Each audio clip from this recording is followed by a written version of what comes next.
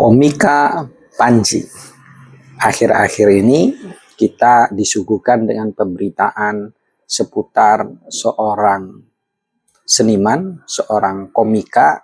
Saya dapat menyebutnya Panji ini adalah seorang kritikus sosial, politik, sedang berhadapan bermasalah dengan hukum terkait karya yang dilakukannya dalam adegan dalam sebuah seni pagelaran stand up comedy diagendakan di 10 kota secara luring, secara tatap muka, namun disiarkan pada Netflix ya, yang dapat disaksikan dilihat oleh semua secara global, secara media. Nah, dalam acara stand up comedy tersebut ada beberapa komentar yang membuat adanya laporan. Ada 6 laporan dari kepolisian, laporan yang dibuat dari orang yang dianggap dirinya atau mewakili pihak yang dirugikan, diantaranya di Jogja, di Metro Jaya, Polda, kemudian ada juga di Polresta Malang. Nah, agenda atau stand up comedy ini muatannya ya kritik, komentar terhadap kebijakan politik, terhadap pribadi pejabat, ya syarat kritik nuansa politik, religiusitas, dan apa yang ditangkap oleh Panji dalam forum itu mengundang reaksi pro kontra. Namun dengan demikian, sebagai pribadi warga negara memiliki hak konstitusional, beliau saat ini didampingi oleh seorang aktivis HAM, seorang lawyer senior, Haris Azhar. Jadi kita cukup familiar dengan nama beliau, Haris Azhar. Nah, terkait materi mengkritik pemimpin yang kecenderungannya masyarakat kita itu memilih berdasarkan religiusitas. Di situ materi yang mengundang kritik, tidak menerima sebagian dari yang menonton itu, bahwa pemimpin jangan mencari pemimpin berdasarkan religiusitasnya. Seorang yang sholat, yang tidak pernah bolong, tidak menjamin dia baik, gitu diantaranya. Demikian juga sebaliknya, orang yang tidak sholat juga belum tentu dia tidak baik. Kurang lebih seperti itulah. Terkait juga menyangkut mengenai konsensi tambang, pengelolaan tambang yang dilakukan, yang didapat dari organisasi ormas Islam ternama NU dan Muhammadiyah adalah sebagai sebuah balas budi akibat dari mendukung hasil pemilu yang sebelumnya itu di masa Jokowi, dianggap sebagai kritik, sebagai hasil balas budi dapat pengelolaan tambang. Hal demikian mengundang reaksi dari mengklaim pemuda Muhammadiyah dan pemuda NU, dengannya membuat laporan, walaupun Haris Azhar selaku penasihat hukum dari Panji menyatakan keberatan bahwa pelapor tidak memiliki legal standing. Yang membuat laporan itu adalah orang yang memiliki legal standing. Jadi delik pidana itu ada 2, ada delik umum, ada delik aduan. Delik umum itu siapa saja yang melihat, menyaksikan tanpa ada hubungan hukum bisa saja melaporkan ke kepolisian, misalkan kayak pencurian, perampokan, pembunuhan. Adapun delik aduan itu ya pihak yang keberatan, pihak yang dirugikan, adanya hubungan hukum lah yang berhak mengadukan laporan polisi. Kita tahu melalui pemberitaan bahwa PBNU secara resmi ketuanya dan dari Muhammadiyah juga ketuanya menyatakan bahwa pelapor itu bukanlah organ struktural resmi dari organisasi keagamaan tersebut. Gitu. Jadi tidak mewakili pihak NU maupun pihak Muhammadiyah sebagai bagian dari warga negara yang merasa keberatan. Namun demikian laporan itu diterima. Masih tahap lidik, klarifikasi, dan telah diminta pada Februari pekan yang lalu memberikan keterangannya, dan saat ini terlapor, terperiksa, Saudara Panji datang ke Majelis Ulama Indonesia terkait meminta nasihat Karena bicara mengenai penodaan agama, penistaan agama itu kewenangan yang memiliki legitimasi statement suatu tindakan itu masuk dalam kualifikasi penistaan penodaan agama adalah dalam hal ini di Indonesia ada Majelis Ulama Indonesia.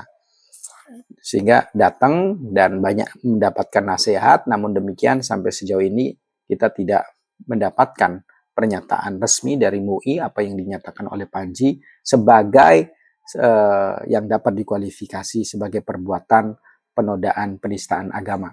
Nah, paling tidak diskusinya ada dua hal. Yang pertama bahwa apa yang dilakukan Panji, kritik sosial, religiusitas terhadap kebijakan politik, terhadap pejabat publik ini mengakibatkan dua pendapat utama. Yang pertama, ini adalah bagian dari ekspresi kebebasan berpendapat di muka umum. Kebebasan berpendapat sebagai bagian pembelajaran buat anak-anak muda khususnya dan pada umumnya untuk masyarakat Indonesia. Namun sebagian yang lain menyatakan bahwa ini adalah sebuah hal yang kebablasan, dapat dikualifikasi sebagai tidak pidana.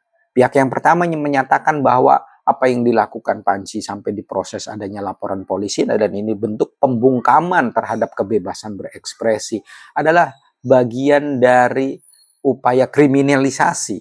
Sebagian yang lain mengatakan, bagian dari pihak pelapor tentunya menyatakan bahwa ini udah kebablasan, tidak sesuai dengan nilai-nilai religiusitas hukum dan kepatutan yang ada di Indonesia. Baik, kita uji dua fenomena tersebut. Yang pertama, bicara mengenai materi laporan terkait pencemaran nama baik. Ya, ada pencemaran nama baik, kemudian ada penghasutan di muka umum, ada ujaran kebencian, ada penistaan agama, ada penodaan agama. Pertama dari pencemaran nama baik. Pencemaran nama baik ini bukan hanya perasaan tersinggung, ya, bukan sesuatu yang tidak terukur. Pencemaran nama baik ini haruslah terukur, ya, terukur secara materinya, secara ekonomisnya, ya. Pencemaran nama baik berakibat rusaknya reputasi akibat komentar pernyataan yang dilakukan Panji misalkan Panji misalkan berdampak pada anggota DPR yang disebutkan namanya itu dia di PAW-kan, dia digantikan dengan anggota DPR yang lain, dia diberhentikan misalkan, atau kerugian ekonomi yang dengannya dia mengalami sakit yang dengannya dia keluar uang, ya, dia mengalami kerugian yang harusnya ada kontrak gagal, tidak jadi kontrak akibat dari pencemaran nama baik tersebut. Jadi bukan suka tidak suka menyangkut perasaan semata. Jadi sekali lagi pencemaran nama baik itu sesuatu yang jelas terukur, berdampak secara ekonomi dan berdampak pada rusaknya reputasi seseorang yang dapat diperlihatkan adanya perubahan sebelum dengan setelah adanya dugaan tidak pidana pencemaran nama baik.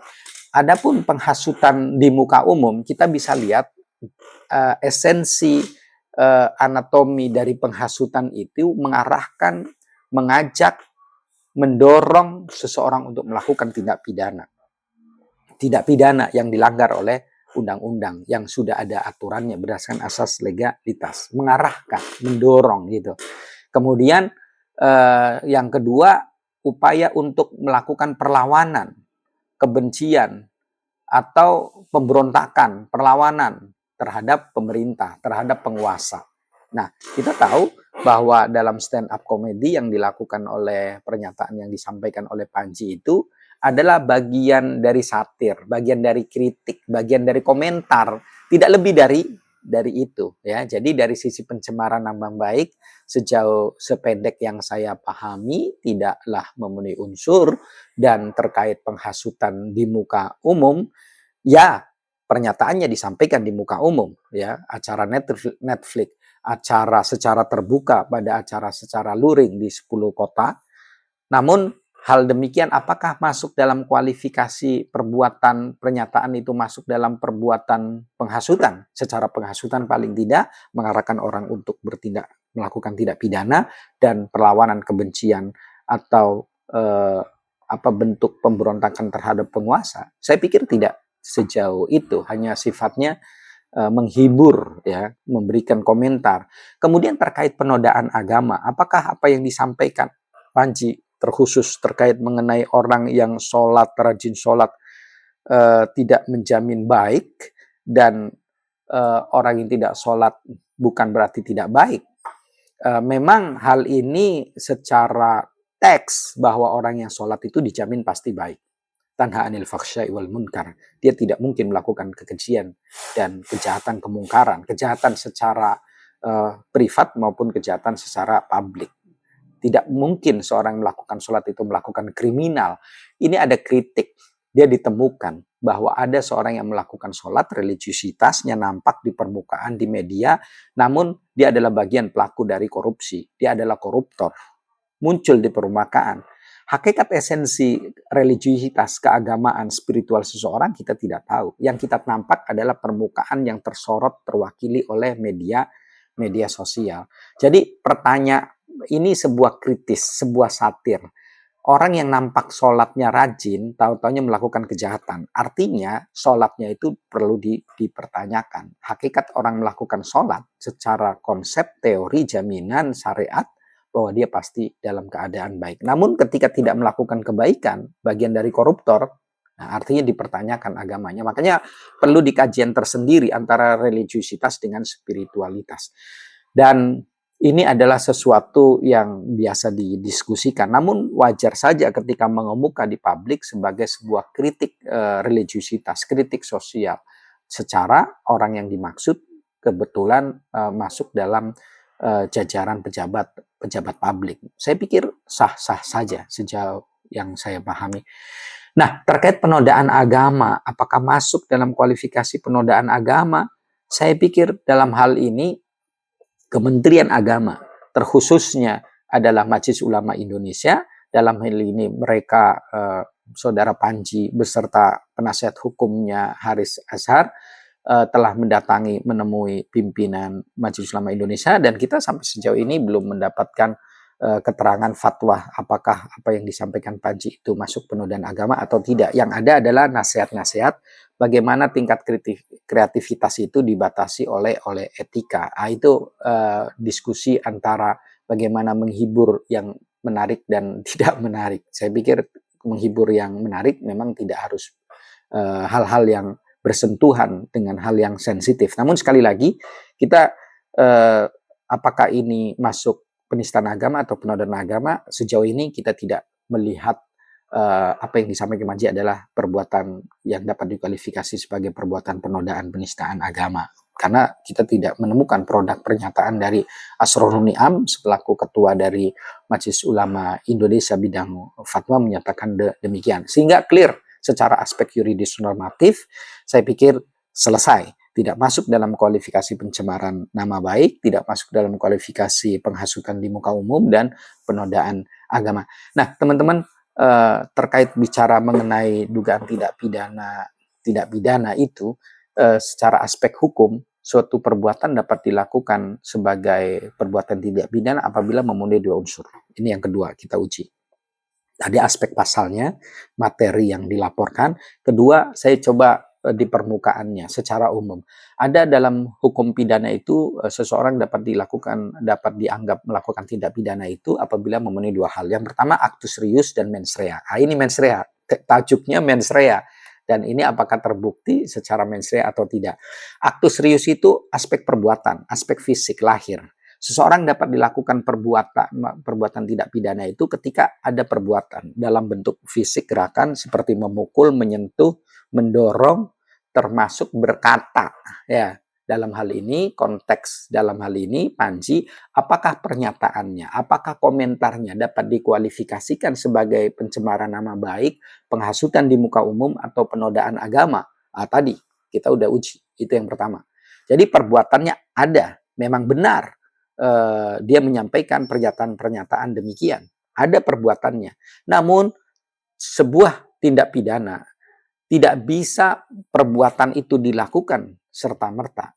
dia harus juga memenuhi apa yang disebut mens rea, aspek batin, aspek kebatinan psikis seseorang, aspek niat, nah, motif, maksud gitu. Jadi mens rea itu ada niat, ya, ada aspek batin. Jadi kalau actus reus itu aspek lahir, ada perbuatan, ada kata-kata, hukum itu menyangkut actus reus, aspek lahir. Sesuai nggak unsur-unsur dalam pasal ini dengan perbuatan, ya kan? Nah, tahu-taunya bukan hanya menyangkut perbuatan, tapi juga ada mens rea, ada niat, ada motif, ada maksud. Dilakukan dengan niat jahat nggak? Ya, dilakukan dengan maksud untuk merugikan seseorang nggak? Diniatkan, dimaksudkan pernyataan itu untuk pencemaran agama nggak? Siapa yang mengetahui? Ya Panji sendiri, dan Panji sudah menolak. Tidak ada maksud, tidak ada niat untuk melakukan itu semua. Nah, mens rea, niat, motif, maksud yang ada dalam kondisi aspek kebatinan ini dapat diukur melalui 3 hal. Yang pertama, dolus, ya kan. Dolus ini sengaja atau tidak dia melakukan pernyataan itu. Tentunya mengatakan secara sengaja, ya.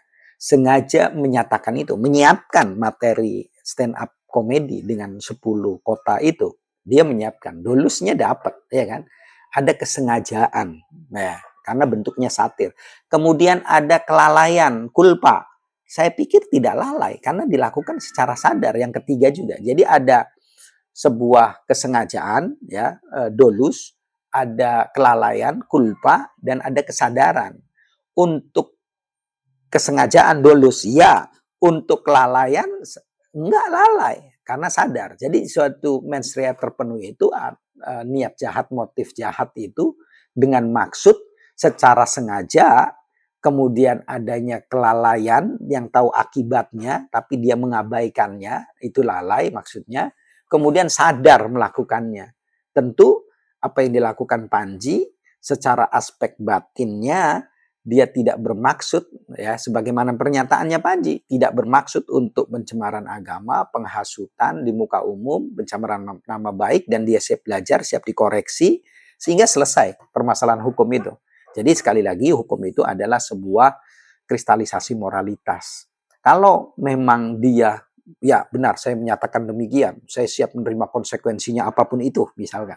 Kenyataan tidak demikian. Dia siap mendapatkan koreksi, dia datang ke MUI mohon nasihat, mohon masukannya terkait apa yang dituduhkannya melakukan penistaan agama, terkait pencemaran nama baik, dia juga telah mengklarifikasi tidak ada maksud untuk mendorong, untuk mempengaruhi, menghasut, melakukan tindak pidana atau melawan penguasa.